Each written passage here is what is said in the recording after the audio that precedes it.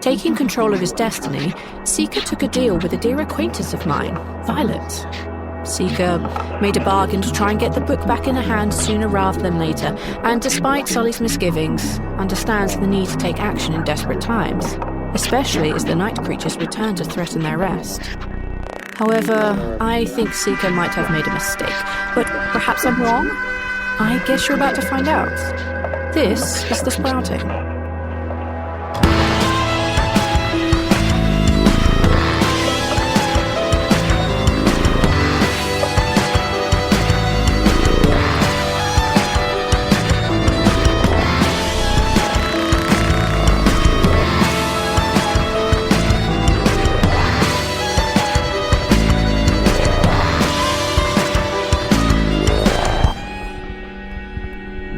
Ch.2 Road of Ruin, Part 4. Violet says hello, and I step out and try and illuminate the side rooms so we're not killed. Yeah, you step out into the darkness and you can see the cabinet blown to pieces in front. You can see your torch a little distance off.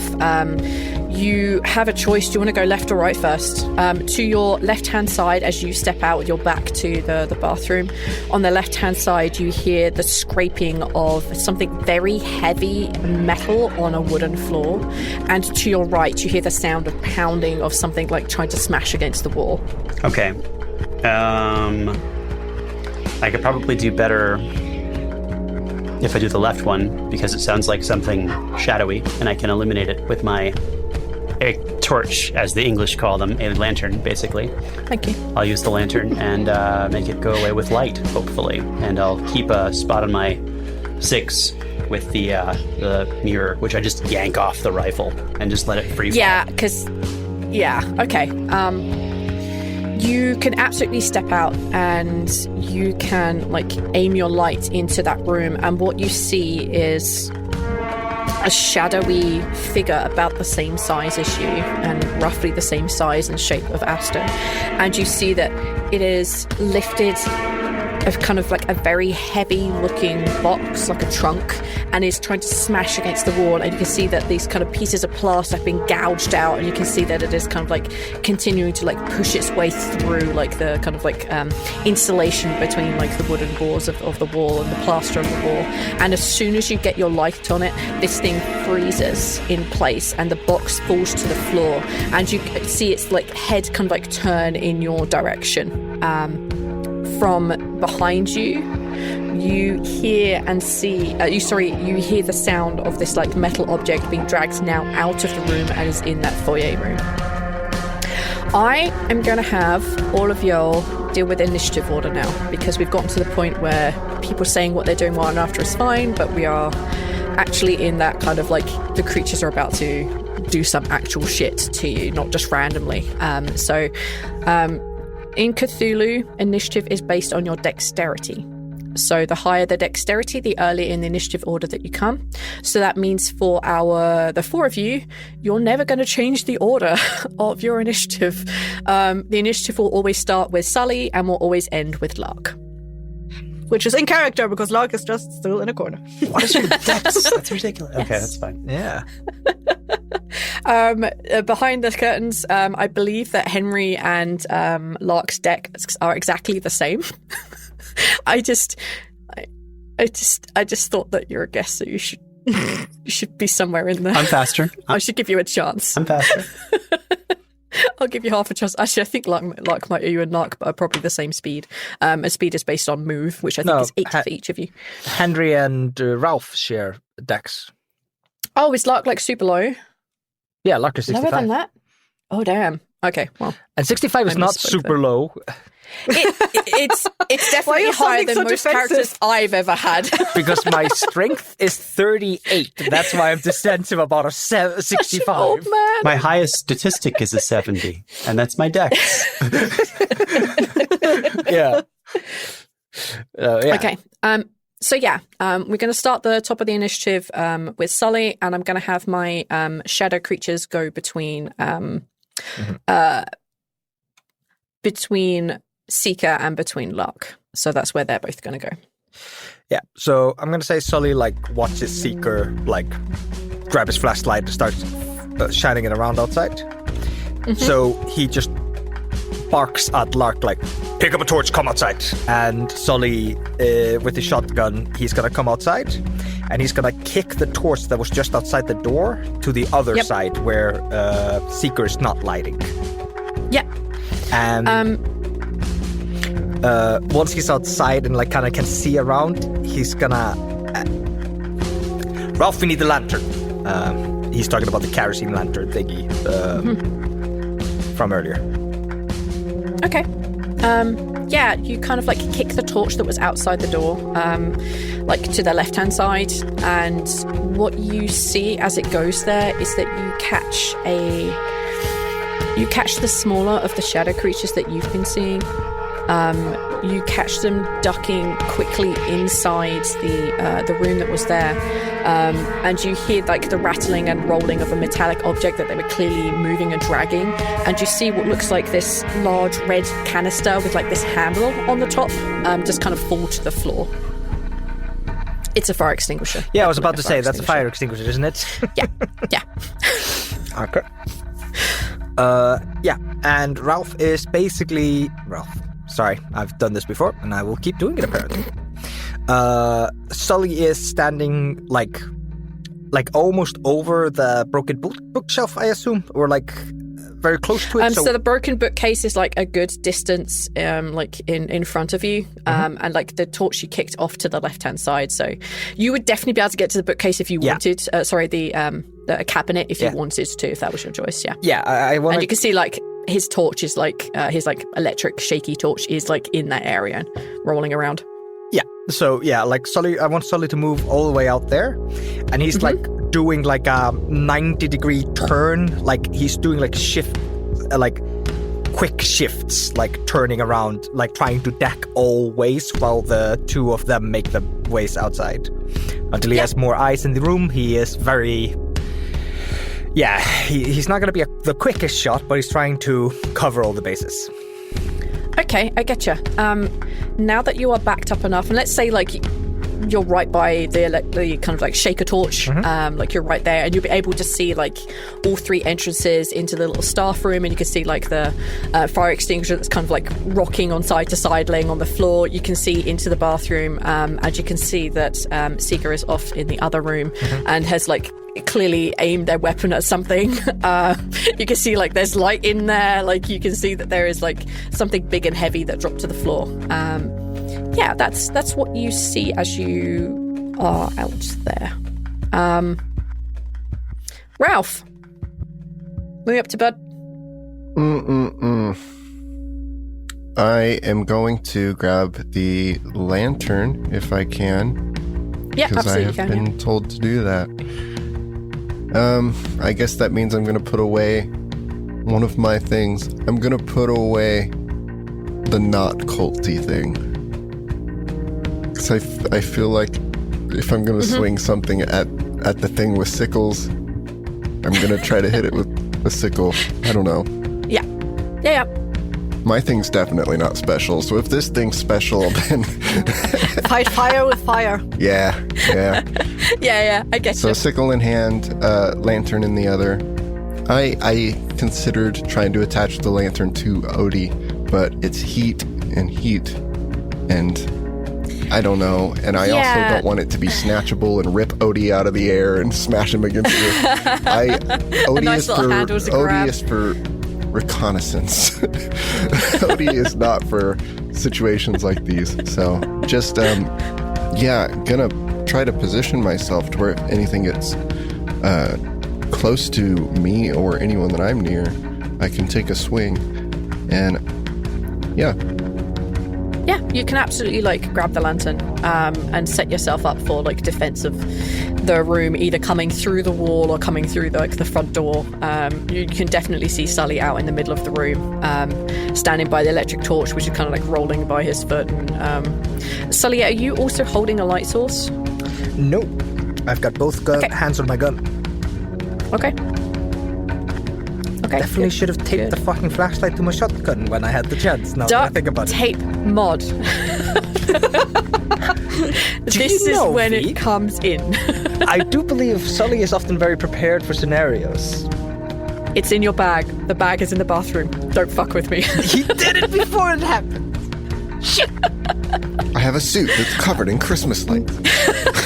I have a suit covered in Christmas lights. That would have made sense. I love you.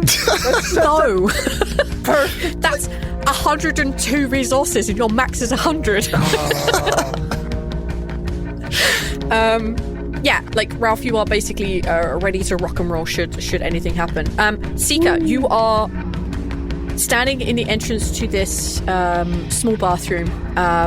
You can see that the creature, the shadowy being, mostly transparent, is definitely like frozen, recoiled in place as it kind of like twists its like head towards you, and the kind of big box it was carrying, it kind of drops to the floor. You're aware that Sully is behind you. You heard him shouting. You heard Ralph moving in the other room. What do you want to do? So is it like shrinking away from the light, or is it just frozen like a... It kind of like, it got really startled. Like, it's like going along its happy business. It's in the dark. Yeah, smash, smash, smash. Bright light. What?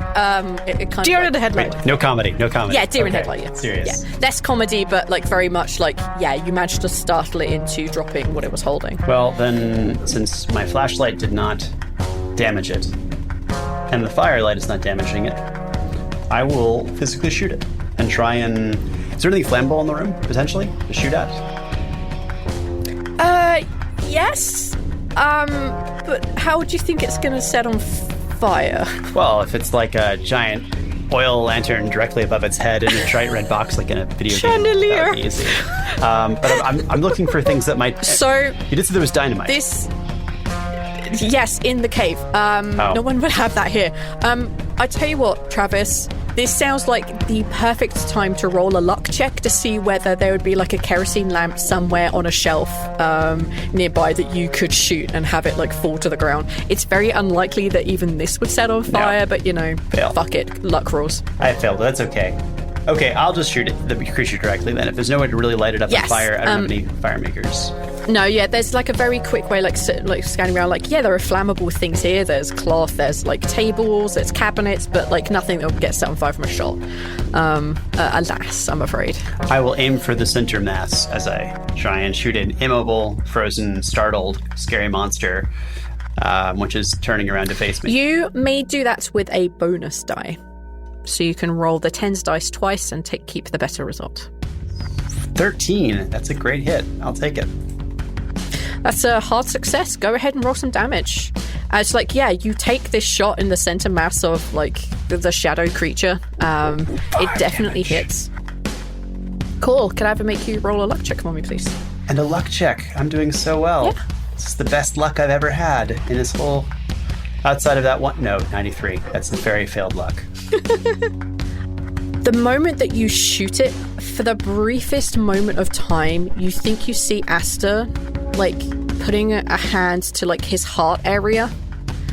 And, like, you see him looking down, and for the briefest moment, as you see this, and he looks back up at you, his eyes, like, scared, and he falls to the floor, you think you see, like, the shadow slowly, like, turning into, like, this glassy thing, but as soon as that comes, that leaves, and you take 1 point of sanity damage. As you kind of like see this shadow creature like return back to its form. There's no Aster dropping to the floor. There's no Aster turning into crystal. So I don't need to run and like hug him. Okay. No, that's a very bad idea, but I highly encourage it. Okay, but I know it's not him, so I'm not gonna, because it was only a brief moment, so I won't do that. That's fine. Yes. I'll take the damage. Yeah. Because you are basically so close, you're no longer just hearing it. Is a flash. Okay, so you basically managed to have a good scout around quickly. There is no... who is it, the one... Is it James Cameron that always has exploding cars when they just fall over? Michael Bay. Michael Bay. There's no You're Michael welcome. Bay kerosene flasks here. So alas, there is that. And yeah, you managed to get a good shot in the kind of chest area. You see the kind of bullet definitely make an effect on it, but it's definitely not like a normal gunshot effect. It's just something not quite right about it. It is now the creatures go. I'm going to take the shadowy one, which had the fire extinguisher first. Because they're also coloured red on my background, so we're doing that. The firelight flickering in the doorway. Sully, you can see that there is definitely shadowy movement there. But it's not as coherent as it once was. It was like really like stuttery.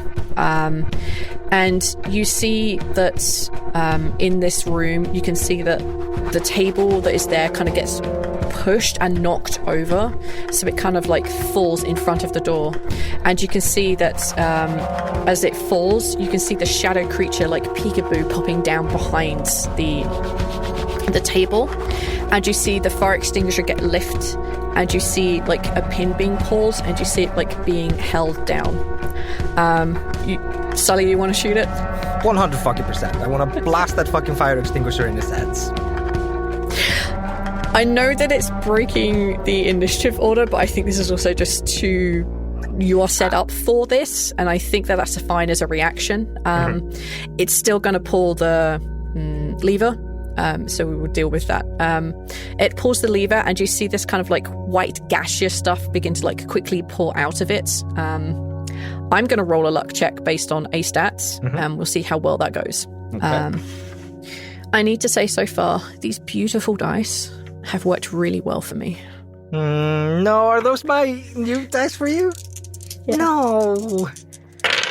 Is this a sponsorship op where you name drop the name of the dice company and say for $9.99 you can...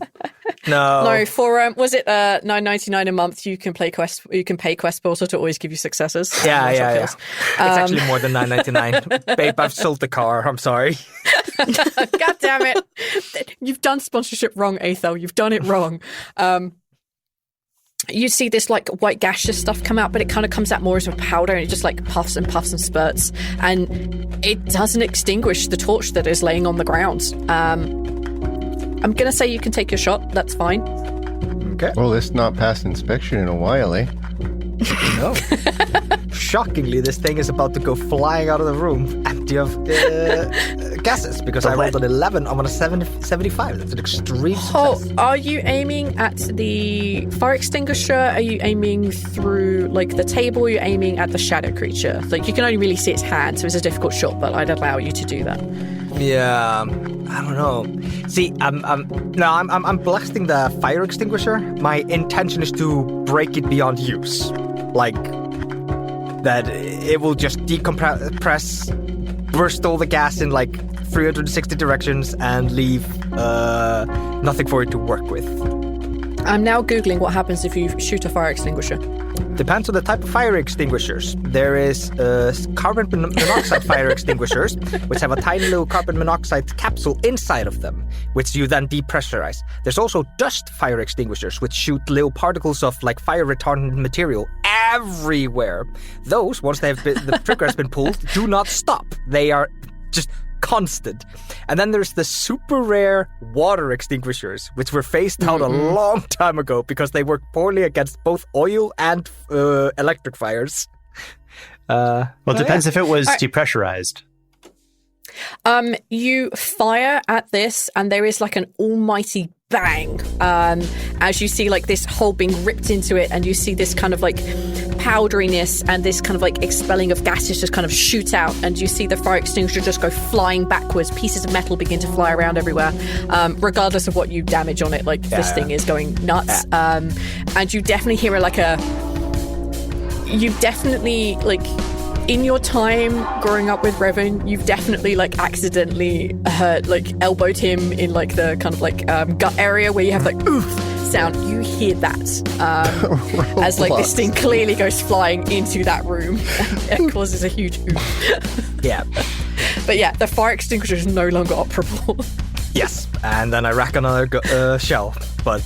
Okay, yeah. In the other room, the shadow creature that you have your light on, that you just shot in the heart, reaches down for the big case it was using as like a battering ram. It picks it up and it throws at Seeker. Seeker, you can attempt to dodge because you are seeing this thing coming.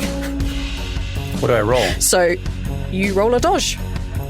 There's a dodge stat. Okay. Dodge. There is, yes. It's usually half of your dexterity. I rolled not that, so I rolled double my dodge, so that's a fail. Okay, well, let's see how well their throw goes, because they have a little throw stat.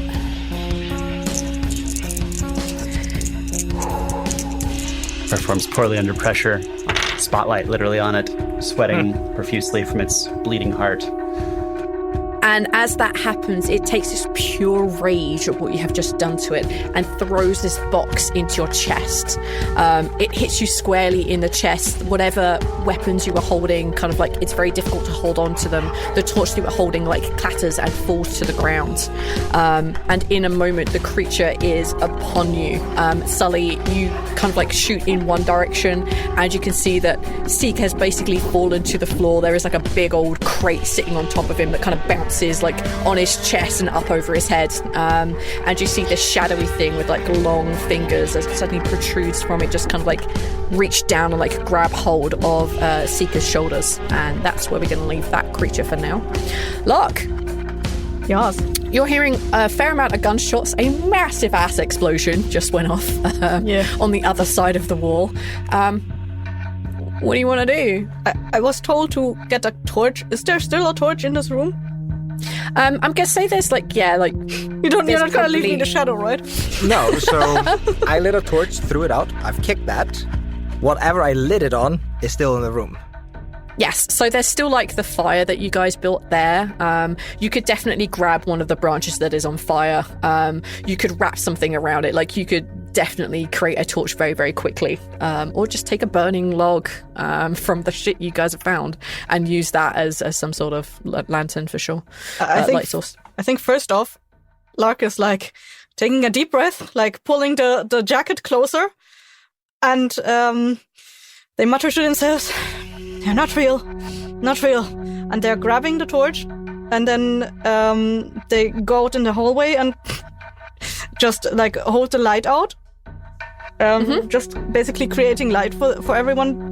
I think they also at some point grabbed the sickle from their backpack. Yeah. Yeah. Is there anything within my reach that I can interact with? Not really. I mean, you could get to where where Seeker is like laying on the floor. You could get there, but you couldn't do anything in this time because you've gotten your sickle out, you've gotten a torch together, you've made your way outside. So yeah, off to your left, you can see like there is a torch laying on the ground that's on fire. It's not spreading really, but you can see there's a table lying there, shrapnel on the other side. You can see that Seeker is laying on the ground. This big box has kind of bounced around over him. So that's what you could see from where you are. I think Lark is at this point, because they're still very, they're just coming out of their quote-unquote stupor. They're just creating light because that's the best they can do at this moment. Getcha. I getcha. Yeah. Yeah, that's absolutely fine. Sully. There's now a bright light in the middle of the room. Most likely casting a good, fat, bright area onto whatever is standing on top of the crate that is on top of Seeker. Yeah. Whatever is on top of that crate is about to die from a massive shotgun blast to the face. Okay. Sure. I got a 31 on a 75, so that's a hard success on my shotgun blast. Damn. Yeah, absolutely. What's your damage? Because I'm not using my assault shells, I roll normal damage against whatever this thing is, and that's 17. You assaulted Normal him. damage. Yeah, I'm using my expensive bullets right now to deal with... The ones that actually cost a shit ton of money. These eyes went very wide for the briefest of moments. There's a flicker of just... Yeah, like this creature that's kind of like has long fingers that seems to be like pushing down on Seeker's shoulders. You get it like fully in that kind of a head and neck area, and you like your shells go like have a massive impact on the crate that it's kind of lying on top, helping spread the damage further. You see its like shadowy head shift and change. Could you roll a luck for me? Sure. Sorry, buddy. It's okay. No, that's a fat failure. You see, for the briefest moment, that the form kind of like solidifies and turns into the visage of a very old friend with dark hair and a streak of white at the temple. Quite young, probably 25-ish, and it's probably been about 25 or so years since you have seen his face. And you see the face 1 minute, and the next second it's pelted in small pieces of shrapnel and buckshots as his face just gets obliterated in blood. Take 2 points of sanity damage. I'll take that. Yes, you will. But otherwise, very quickly, the shape returns back to its shadowy form. Is it still on the crate? Oh, yeah. You said 17 damage? Yes. Okay. V? Yes.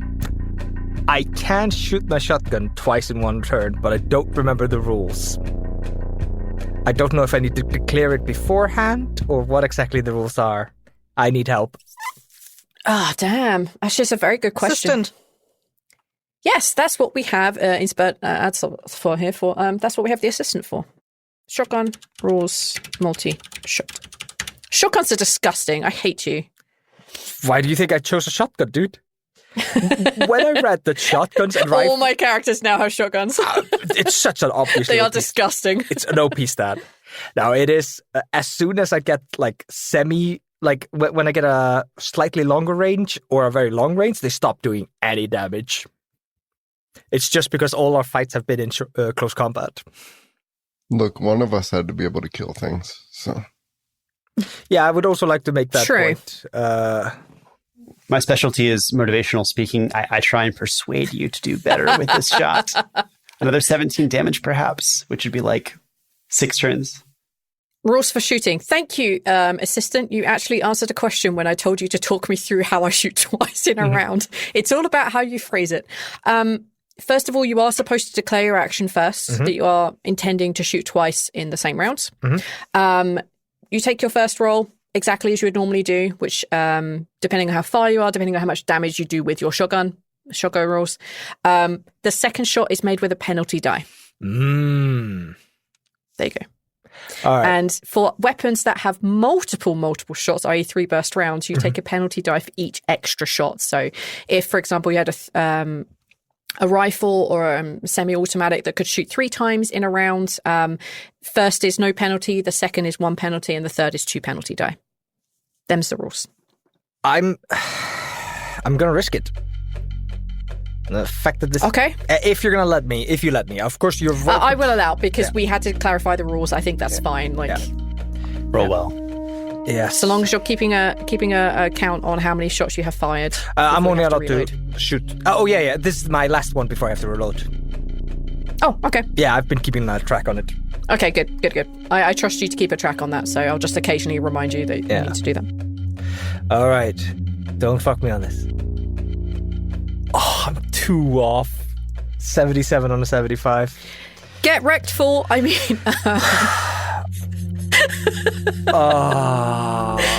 Could I offer you a bargain? I don't think I can offer you a push on a second shot. No, I don't have any bullets left to push on. There you go. That answers that question. Okay. Ralph, it's now your turn. Okay. Well, I guess I'm going to try. You're done shooting at it for a second, Yes. so I have a moment to go over there and take a swing at that thing. Yes, please. And I'm curious to see if I'm able to even feel like I do anything to it. So I'm going to try. You don't trust me, but watch me try to save your life. Here we go. You can do it. We believe in you. Believe in you. I'm going to take a swing. I will actually trust you if you save my life. Oh, I won't. It won't be for long, I promise. It's just a machete roll. Even if I'm using not the machete. Yeah, I think it uses the same base stat. So yeah, that's fine. Failure. Pretty bad failure. Oh no. Yeah, you go to swing with the sickle at the shadow creature, but it kind of just ducks down low as it sees your swing coming, and you completely miss. Okay. I'm gonna back up and keep trying to provide light. Back out of the way of any bullets. Yep. Henry. I don't suppose I can persuade it or occult it away from me. So it's on top of me. It's on a box. You know? Yeah, it's kind of like the box is like on your chest. The creature is like leaning over it and kind of like has its like really long tendrily fingers like pushing and trying to bury themselves into your shoulder, into your shoulders. Sorry, so you're kind of like wedged on the ground. And the box didn't damage You're aware me? that no, Okay. you just got knocked to the ground. And I'm aware that I'm sorry. No, you have to be sorry. What am I aware of? Sorry. You're aware that Ralph just came in and tried to swing. You are very aware that it was being shot at. You can tell that there's a lot more like light and fire in the presence. And now that you can see that, the creature is like a little bit more solid, I guess. Definitely more physically reactive to whatever is going around it. Yeah. Okay. Underneath the box, I can't probably use a gun because the gun's underneath the box. I can't. I will try and reach for my machete. Yeah, I'm going to say you can probably like reach down and grab hold of that. I think that's fine. And I'll try and swipe it, really not to damage it, to get it off me and try and like get away from it. I mean, I will stab at it and try and hit it in the jaw or something, or the arm or whatever appendagey bits look most enticing for me with my roll of failure, 68. Jesus Christ, guys. Would you like to push the roll? There will be consequences if you fail, but I don't know what your stat is. Okay. I failed every roll tonight that had to do with combat, so my odds should be a success because I've used so many of them. I will try and do this with a push. Let's do it. Okay. Yeah, so when you are pushing the roll, like you kind of describe how you're going above and beyond. Like, you can definitely have gone to swipe for it and like, yeah, how does that look when you are like trying to exert more effort into this? So he pulled out the machete, which he's not very used to, and he sort of did an unwieldy slash, and then frantically, as the creature's getting closer and drool and perhaps the smell of whatever is coming from its mouth is getting closer to his face, sort of like that alien moment, and maybe even a row of teeth behind get closer to his face. He freaks out, and while freaking the F out, he tries to just shove the thing off him and just swings like the backswing, and that's what he's trying to do in theory, and do a perfect back roll and get on his feet and try and grab the flashlight. If I fail, it's not really going to look like that. It's maybe more like a panic attack moment. Yeah, I think if you fail, I'm going to have the machete fly out of your hand. That's lovely. Let's see. 12. That's a success. No! It doesn't fly out of your hand. You fucking did it. What the fuck? The laws of probability, my friends. Yeah, like you managed to slash at it, and unlike before when you've like shot at it or when you've seen people or you've seen like things push through it, as you connect, it feels more solid the more light that's on it.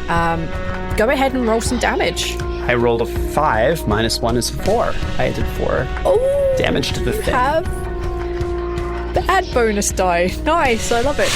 Okay. Do I scramble? Am I able to get not under it, or am I still under it? I just hit it. Whichever I'm fine with either option. Yeah, you're definitely able to hit it. It's not let go of you. It hasn't received. No, it has not let go of you. But we can say that the box has moved if you want to, so you're more easily able to get up. I would like to keep the box between me and it. That's fine. Okay, fair enough. With a success, I'll keep the one thing. That is your choice. Yes, okay, that's fine. Okay, that's the turn. Let me just take the damage off of your boy. 4 damage. Okay. There's like some definite hits to this. It's like definitely like unpleasant. A creature that is in the other room. Oh man. This creature in the other room bursts forward and knocks the table onto the torch, which douses that area of the room into shadows. Sully, as you're kind of like, I'm assuming reloading. Yeah. That's the gist. As you're reloading, you see this smaller, shadowy creature just skitter along the entire length of the wall. away from the staff room, away from where the light sources are, and skitters into an area kind of behind you. That's going to be its go. I don't think it really wants to get any closer to your lights because lights are bad for it. So yeah, it's going to skitter out of the way. You also did, explode a fire extinguisher in its face, so I think it's like, no bro. Okay. The other creature on top of the box, on top of Seeker. It's been shot in the face with a shotgun shell. It has been shot in the chest with a rifle shot. It has been slashed at by a large knife and narrowly avoided being slashed out by a sickle. This thing is not having a good time, but it is still whole. Above you, Seeker, you see its shadowy face begin to form. It begins to get like a nose to it, begins to get like sunken areas where the eyes are, and you can see like a chin form and a mouth form. You feel its fingers bury itself into your shoulders. You feel the breaking of skin. I need you to make a con roll for me, please. Sure. That is a failure. As it digs its fingers into your shoulders, you feel like suddenly very cold spreading out from that area, and you realize that you can't move your arms, your legs, your head. You can blink and maybe mumble a few words, but generally speaking, the ability to lift your arms and your legs are gone as you are paralyzed. Can you roll a 1d4 for me, please? Rolling a 1d4. Roll. I rolled a 1. I was supposed to roll low. You are paralyzed for 1 round. Which means basically your next go is going to be skipped. Okay. The creature pulls its fingers out, and all of you can see this, anyone who's in the vicinity at least. Ralph, definitely. Sully, probably. Lark, if you're in the area and you want to be vaguely looking, you can maybe see this. As it lifts its long fingers again, grabs Seeker by the shoulders and throws him across the room, so it becomes very difficult for anyone to actually see him, and you see the shadow creature bounding after him into the other side of the room. Okay, it's now Lark's go. What do you want to do? Henry was thrown into another room, into another toilet room, basically? No, he's basically still in that toilet area, but he's been like thrown across the room. So he's kind of like not easily visible from the door anymore, as he's kind of been flung out of view. So if you were to go in there, like you'd be able to see that he's in a stall, but you can't really see that very well because of the positions that you are. So he was thrown into the bathroom area. Yeah. Okay. And apart from the torch that I'm holding, are there any more light sources, or did they get extinguished? No. Yeah, Ralph still has one. The one that fell to the floor that Seeker was using in that room, that's also still in there. Like the room in there is still quite bright. It's just from the angle that you are, you can't really see Seeker unless you go into that room. I think Lark would try to go after Seeker. Yeah. You can definitely, like, if that's what you want Lark to do, then like we can definitely have Sully go like, we need light in there. Yeah, that's my concern. Like, at the very least, there should be light. Yeah. Is the creature in within if I go in there, is the creature there? Yeah. If you as you kind of like rush into the bathroom, kind of like getting past Ralph, who's kind of like was still there, you can see this large box that was on the floor is like still now on the floor, just no longer on Seeker. You can see that in one of the bathroom stalls, you can see that Seeker's body is kind of pinned up against the wall, and you can see the shadow creature with his like hands pinning against his shoulders. I think what you see. If it's possible in my round, can I try to take a swing at the creature with the torch? Yes, absolutely. So that would be a brawl melee. Yeah, that would be a brawl because you're attacking it with a melee weapon, basically. That's a 5, extreme success. Holy shit. Roll the damage that you would normally roll for your hand sickle. I think that's probably in line with the fact that you're hitting it with fire. The fact that it's kind of like roughly 5 damage. Like you smack it in the back and you see this creature like hand still buried onto Seeker's shoulders. You see the creature like arch backwards until you see its like head is kind of like in line with its shoulders as it kind of like pulls itself away from this fire that you've just attacked it with. The body is now quite physical. It's no longer just a transparent shadow thanks to the light that you're casting on it, and it just screams out in agony as you attack it with this fire. And as it kind of pulls away and as you finish your swing, you see that there's like a big burn mark that seems to still continually be burning in the center of its back. You strike it a good... Nice. You say you did 5 damage? Yeah. Au contraire, you did much more. Okay. That's luck. Sully. Sully is gonna like slink his shotgun over his shoulder, grab his rifle, and he's gonna rush to the door and pop one off at the creature, because I do not have the time to reload. Fair. Oh boy. Don't hit Henry. I do not hit Henry. I hit the creature. Nice. What's the damage you're pulling out these days? A lot less. You're not gonna be very impressed. Okay. Thank Christ. 12. This thing, I'm going to say you get it like perfectly in that burning section that Lark has managed to put it in the small of its back. You can just about see Henry. You see his like head kind of like above the stall. Like the creature still hasn't let go of him. You can't really see much of Seeker beyond that. But yeah, you get him in that kind of burning area. You see him like twist back. And you hear this scream coming out, but it's not the scream of anything or any of y'all know. It is just a feral creature yelling out. It's still alive? Okay.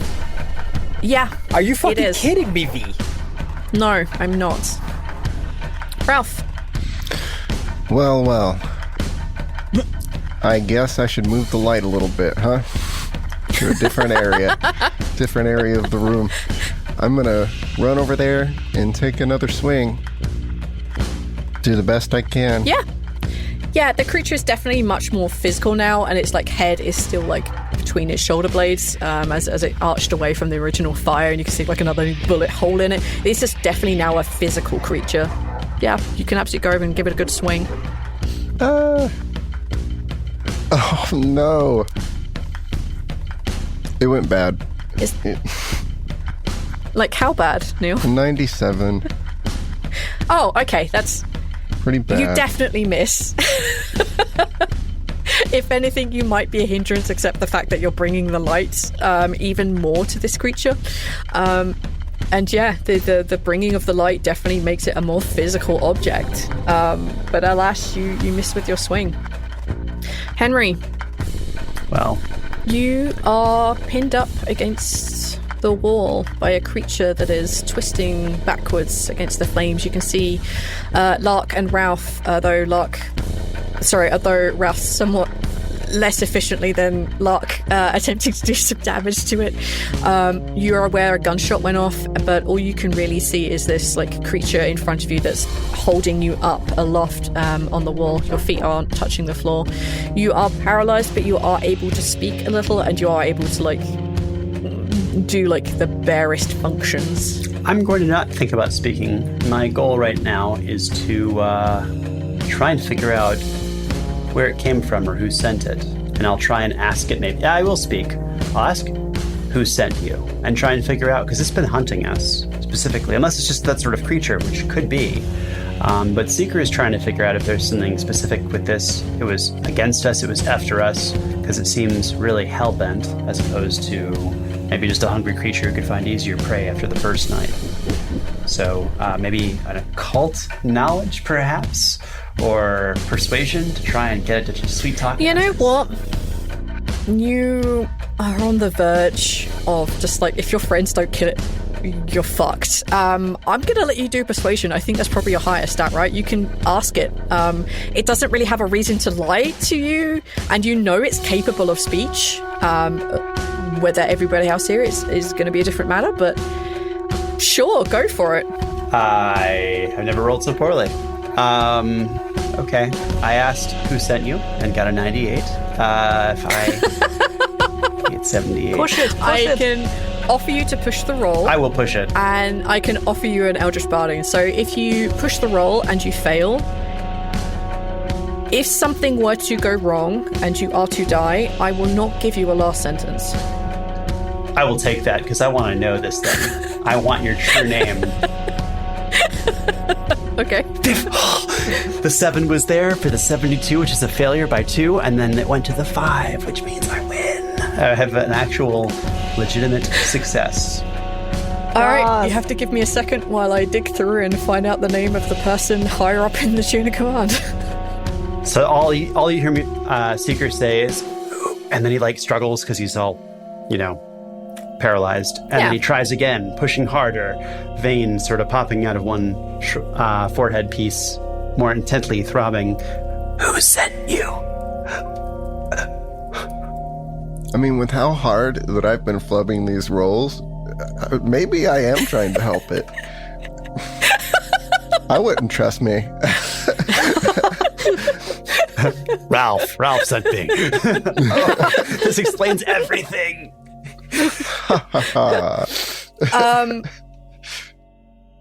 Okay. You see, as you ask this question, as you manage to choke this question out, everybody there, you can see its head begin to bend back even further, push into its back and become part of its flesh. And Seeker, you see a huge gaping maw appear in its chest area, its head completely gone now, and it opens its mouth a few times, and then you hear a single word, Nazir, which is Nazir. Okay. Interesting. And that's not a word I've heard before. I think there might be a possibility that you have. I thought I did too. Okay, well that's fine. It's in combat. I'll think on this once we get through the combat. When you guys get through this, you'll be able to figure out. But I think right now I'm preoccupied. Fear-addled brain is probably not diving out information very well right now. Okay. Nazir. Cool. All right. That was your go. Sully, you are at the back of the group. Mm-hmm. You hear the sound of skittering behind you, as if something is moving very quickly. And then I'm going to have to roll a brawl first, because this might go wrong. Sully, as you are standing there, as you've taken your shot, you're back to the rest of the room. You suddenly hear this skittering behind you of feet running across the floor, and it sounds very familiar, bare feet on wooden floor. And then you feel this cold, sharp, jabbing pain in the sides of your body as 2 sets of very long fingers begin to dig into your flesh. Could you make a con for me, please? It's trying to hug you. I would like to argue a dodge roll. You may attempt a dodge roll, but you do need to get a hard success as a minimum, and then we shall argue. Do it. I made my regular dodge roll. Sorry. It rolls really well. Sorry. Okay. So it got a hard success on this roll. Yes. Right. I would now like you to make a con roll as you feel cold iciness in the areas that you've just been jabbed. Alright. Oh, don't do me like this. I'm gonna fucking force it. I've got 76 con. Can I force it? What do you mean you're gonna... push it. You can push, yeah? I'm gonna say yeah. As long as you explain how. You can feel the cold fingers go for you, and you suddenly feel a tensing up. So explain how that is. My argument is gonna be that Sully is he was very aware that he was turning his back on a creature. He was very aware what it had done to Seeker. He's very aware of what is going on. So as soon as he feels that, notices, tries to dodge it away and it hits him, he's already in that keep your fingers moving, keep your hands moving, keep your toes moving, kind of mode. Just he was already registering what had happened to Seeker, and he knows. Now I will give you what the obvious result of a failed push roll is. Full paralyzation. You said 1d4? Yeah, I was going to say you will get 4 rounds paralyzed if you fail this. Yeah, I think that's fair. Oh, thank fucking. 49 on a 76. Fuck you, man. Yeah, you feel this like coldness like spread through your body, but yeah, just like avoiding getting super cold and frostbite, keep your fingers and toes moving, keep yourself going, and like you just kind of shake it off and you feel the hands like fall away from you. Yeah.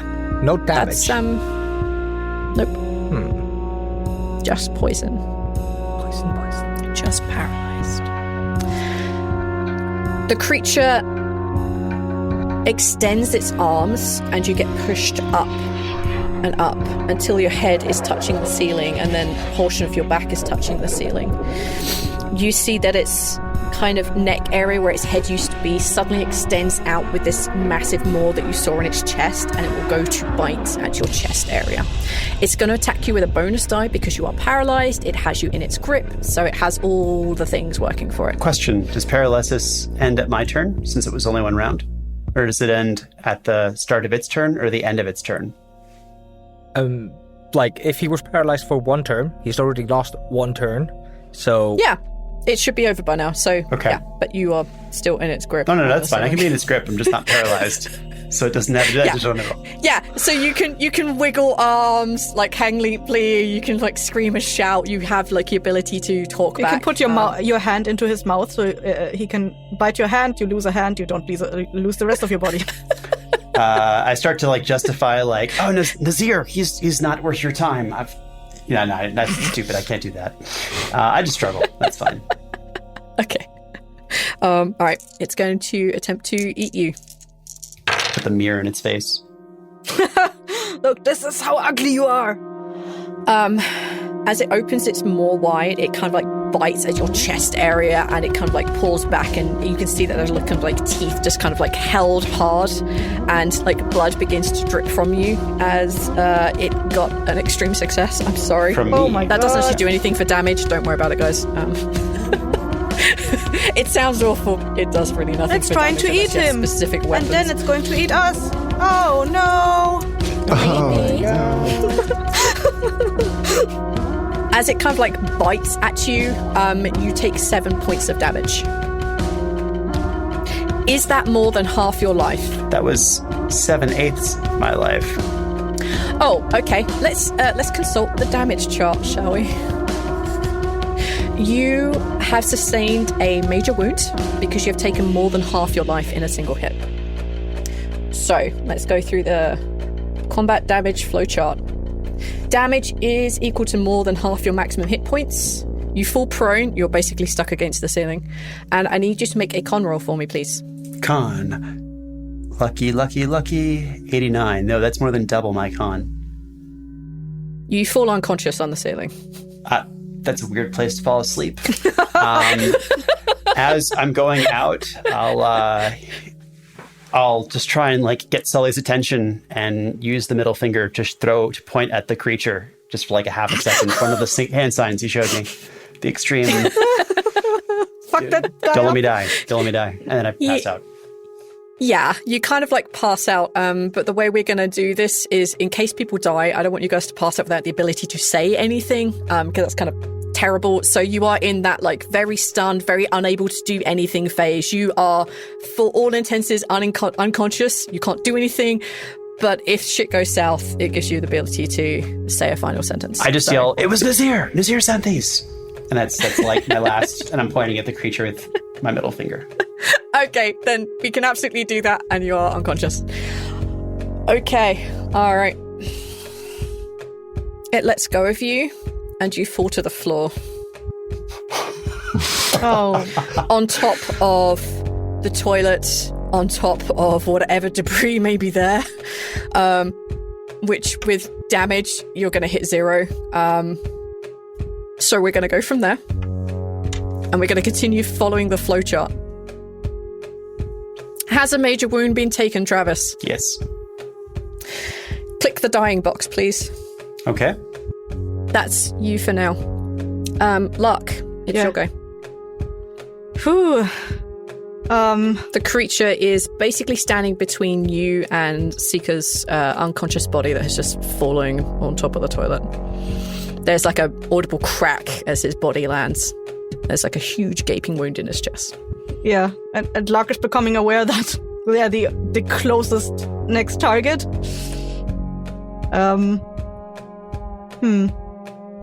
How damaged does the thing look? Does it look like... It's not looking good. It's like quite solidified. The burning that you apply to it, like you can still see the embers. You can see like giant holes in it. It's missing a head, although that was probably intentional. It doesn't look in a good state. Oh, I'm torn between trying to hit it and trying to back away. I do think Lark would try to back away at this point. They're just holding the torch out to the creature so it doesn't come closer, but they're backing away, like trying to get something behind them.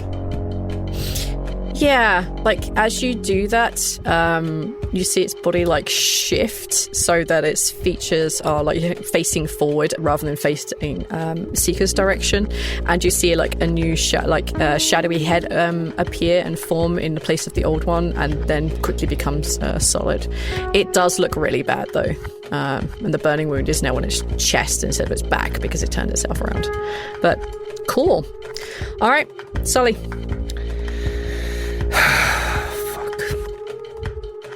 I'm going to shoot the creature that is on top of my dying friend. Fair. That's an extreme success. Go for it. Roll the damage. Like, this shot goes, like, definitely, like, straight to it. 14 damage. You take a shot, and you get it in, like, roughly the same, like, fiery, embery area that you did before. This creature, like, reaches its long, elongated fingers out to where Lark is backing up, and as you take that shot, you see it fall to the ground, and it turns into this really dark, viscous black fluid that kind of has the consistency and smell of, like, tar and oil. I turn around, and I ready myself to dodge whatever the fuck the other creature's gonna do to me. That's fair. Can I reactionary jump over the creature thing, whatever the fuck it turned into, and try to do like first aid on Seeker? No, like first aid is like a definitive action, so you couldn't do that as a reactionary thing, and especially because this thing you were backing up towards the door has turned into this like oil slick, I guess, that's really thick and like viscous. Jumping over that into a stall on a person is like, and then doing first aid, that's I think a bit too much for a reaction. Okay. Ralph. I guess there's one more thing to swing at. What are you swinging at? The thing that is attacking Sully, or the kind of black tarry ooze that is now across the floor? No, the thing that's attacking, the only thing that's attacking us anymore, yeah? Okay, yeah. Yeah. Gonna try to get rid of that. Go for it. You can definitely cover the distance to where Sully is, like, really quickly. Like, he's not too far from the door anyway.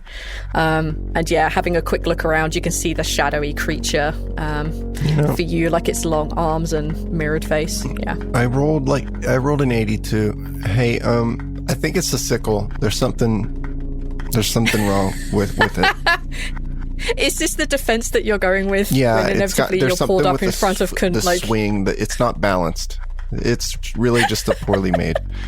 It's if nothing else, Ralph, it proves that you clearly can't be a sickle member because you can't use a sickle. That's true. Okay. All right. Yeah, you're basically right next to Sully now. That's not a problem. Okay. Seeker. Let's go back to the damage flowchart. The damage flowchart. Ready. All right. Has someone administered successful first aid this round? No. I tried. Appreciate Take a con roll. If you fail this, you are dead. Don't fail it.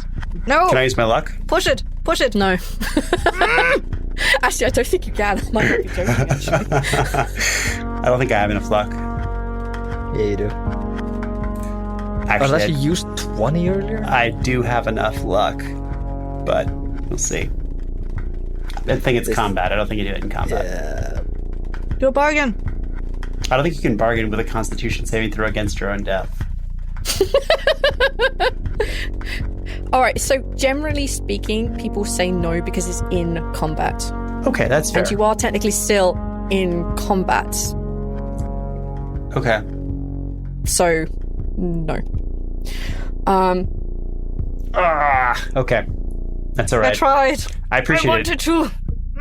Avenge me. No, I don't say that. We wouldn't say that. He would just be terrified. All he would do is just yell, run. Yeah, like as kind of like you are like laying in this bathroom stool, you felt something crack in your back as you landed. Big portions of your kind of like torso area are just fucked. Looking down is not even an option. You become aware that there is this thick black viscous fluid that has kind of just splashed against you after a gunshot went off. It smells tarry and oozy. You begin to see the vision at the edge kind of get darker and darker. Is there anything you want to say before the inevitable? Is this like me, Travis, or the character? This is you, the character, so this Seeker. would be Seeker. Seeker, realizing that he's near death, would probably, in any way, shape, or form, just try and lock eyes with someone and mouth the word run. Who wants to be that poor sap? Probably Lark. Yeah. I'm pretty sure Lark is not their eye. shooting at things. Lark is not engaging in a combat or dodging or being... Lark was just waiting for the opportunity to get to Henry at that point, but too late. Yeah. You see him mouth run. And yeah, Seeker, your vision gets darker and darker and darker. Are there any last thoughts of Seeker's? Seeker is... his thoughts are on the bargain. No horse came for him, and or for anyone, for that matter. He feels like his friends were cheated by the bargain that he made, and that no one has come to rescue them, and that book was never brought to his hands. There you go. And that's kind of the last thought you have as everything goes to darkness and you all become aware that, well, at least Luck becomes aware that Seeker's eyes go quite glassy. And then you see it happen. You slowly see that in that kind of chest area, you slowly see his body begin to turn to crystal. Cthulhu can be pretty brutal, and it's rough that Travis's character, Seeker, was the first one to basically come across the death mechanics here in Call of Cthulhu. It's not easy, especially because we know that in this system there isn't really a revival. It's just not a thing that's done in Cthulhu. So, yeah, I guess this episode we say goodbye to Seeker. Yeah, I mean, we did something a little different with the passing on of Seeker, in that I try and make sure that everybody's going to have like final sentences and something to say and something to think as a little goodbye for themselves too. And yeah, I think Violet's going to be a thing, huh? Yeah, so I want to say huge thank you to Travis for playing Seeker.